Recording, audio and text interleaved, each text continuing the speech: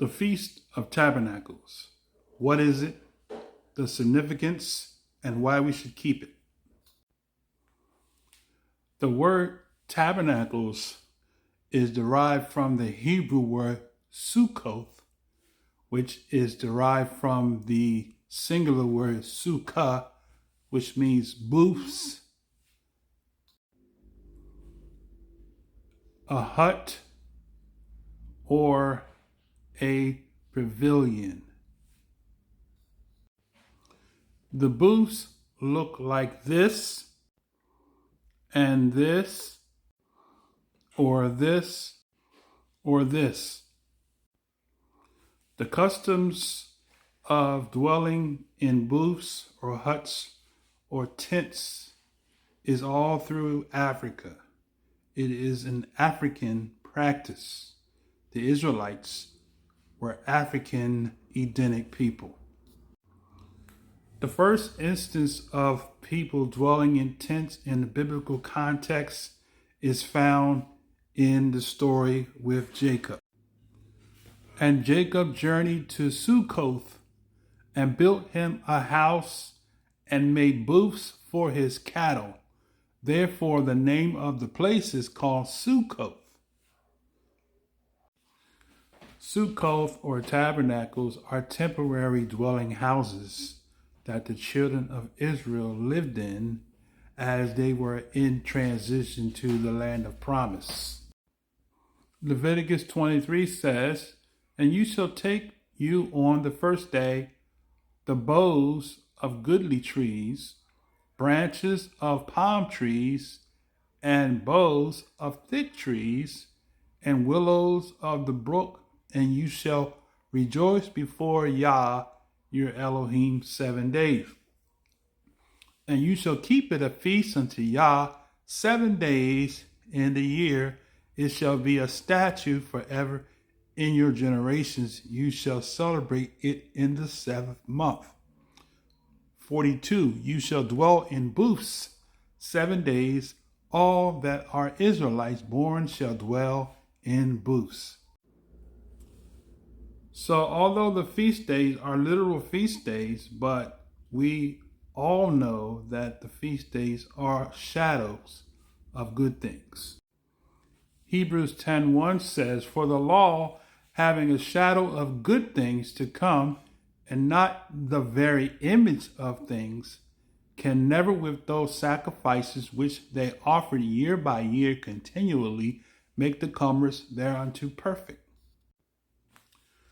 So the feasts, although they are literal holidays that we celebrate that mean something, but they are shadows. They reflect the true image. Therefore, the Feast of Tabernacles signifies us as the chosen seed of Abraham, Isaac, and Jacob, living in temporary houses to be purged from the world, living in isolation from the world, and emptying out the world to be filled with the Spirit of Yah, which is through His Word, being filled with the words of the Most High. His words are spirit. The 7 signifies completion. 7 days of practicing being isolated from the world, as what one of the writers said. "Love not the world, neither the things that are in the world. If any man love the world, the love of the Father is not in him." And what agreement have the temple of Yah with idols? For you are the temple of the living Elohim. And Yah have said, "I will dwell in them and walk in them, and I will be their Elohim, and they shall be my people. Wherefore come out from among them, and be ye separate, says Yahuwah, and touch not the unclean thing, and I will receive you, and will be a father unto you, and you shall be my sons and daughters, says Yah El Shaddai." Isaiah 52 says, depart ye, go ye out from thence. touch no unclean thing. Go ye out of the midst of her, be ye clean that bear the vessels of Yahuwah. Yahshua said, if you were of the world would love his own, but because you are not of the world, but I have chosen you out of the world, therefore the world hates you. Revelation 18:4 says, and I heard another voice from heaven saying, come out of her, my people, that you be not partakers of her sins, and that ye receive not of her plagues.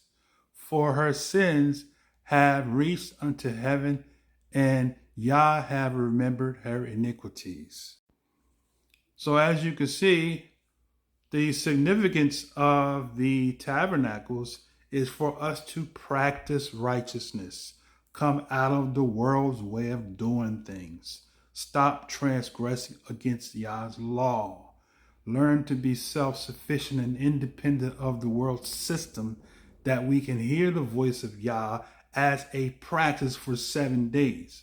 There is a teaching that says if you practice something for 7 days, it begins to become a habit. That's why Yahshua said, how many times should I forgive a brother? 70 times 7. And he laid hold on the dragon, that old serpent, which is the devil and Hasatan, and bound him for 1,000 years. So the 7 also is significant of the year, the millennial reign, 1,000 years. The 7th day, which is the day of rest, which is the day of 1,000 years, where Satan is bound for 1,000 years. So it is also a foreshadowing of the kingdom age coming to the earth. And cast him into the bottomless pit, and shut him up, and set a seal upon him, that he should deceive the nations no more, till the 1,000 years should be fulfilled. And after that he must be loosed a little season.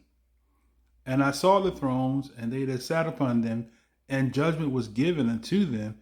And I saw the souls of them that were beheaded for the witness of Yahshua, and for the word of Yah, and which had not worshipped the beast, neither his image, neither had received his mark upon their foreheads or in their hands.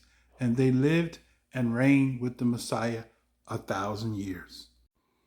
So the 7 days of Sukkah is significant of the 6 days of humanity, right? Needing a word from Yah, following and believing in the Most High's word, to receive the 7th day, which is the day where the kingdom of Yah will be restored, and all the nations that are in the world will come under the rulership of the kingdom of Yah, and we reign with him for 1,000 years. And that's the significance of the 7. And lastly, why do we keep it? We keep it because the Most High said so. All that he said, as our forefathers said in Exodus 19, all that he said we will do. And so since the Most High spoke, and since it is the law of the kingdom, we're governed by the kingdom law, and we follow the law of the king, who is Yahuwah, and his majesty, who is Yahshua. Shalom.